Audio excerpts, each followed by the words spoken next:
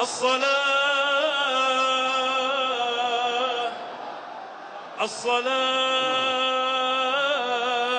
الصلاة الصلاة الصلاة الصلاة الله أكبر الله أكبر لا إله إلا الله وحده لا شريك له إلها واحدا أحدا صمدا لم يتخذ صاحبة ولا ولدا وأشهد أن محمدا عبده ورسوله أرسله بالهدى ودين الحق ليظهره على الدين كله ولو كره الكافرون الله أكبر الله أكبر اللهم صل على محمد وآل محمد وبارك على محمد وآل محمد وترحم على محمد وآل محمد كما صليت وباركت وترحمت على أحد من أوليائك وعبادك الصالحين وصل على جميع الأنبياء والمرسلين الله أكبر الله أكبر اللهم اغفر للمؤمنين والمؤمنات والمسلمين والمسلمات الأحياء منهم والأموات تابع اللهم بيننا وبينهم بالخيرات إنك مجيب الدعوات إنك قاضي الحاجات إنك على كل شيء قدير الله أكبر الله أكبر اللهم إن هؤلاء المسجين قدامنا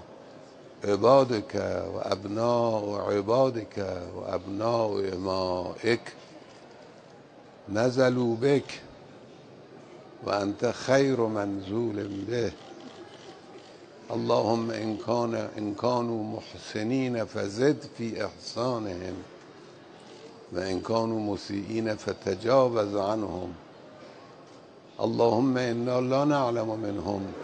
إلا خيرا اللهم إنا لا نعلم منهم إلا خيرا اللهم إنا لا نعلم منهم إلا خيرا وأنت أعلم بهم منا اللهم إنهم وإنا لا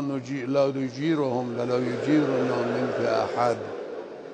فلا نجد من دونك ملتحدا اللهم اغفر لهم اللهم ارفع درجاتهم اللهم ارحمهم اللهم احشرهم مع محمد وآل محمد اللهم أعل درجاتهم في العليين وصل على محمد وآله الطاهرين الله أكبر الله أكبر رحم الله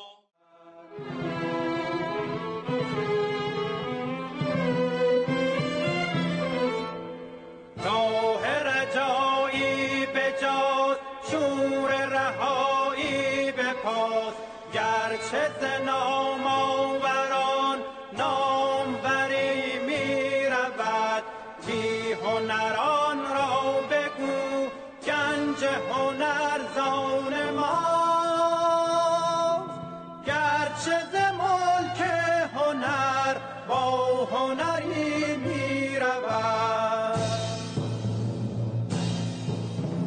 دامن دریای عشق تا که صدف بربر است سیرفیان را چه باید گر گهری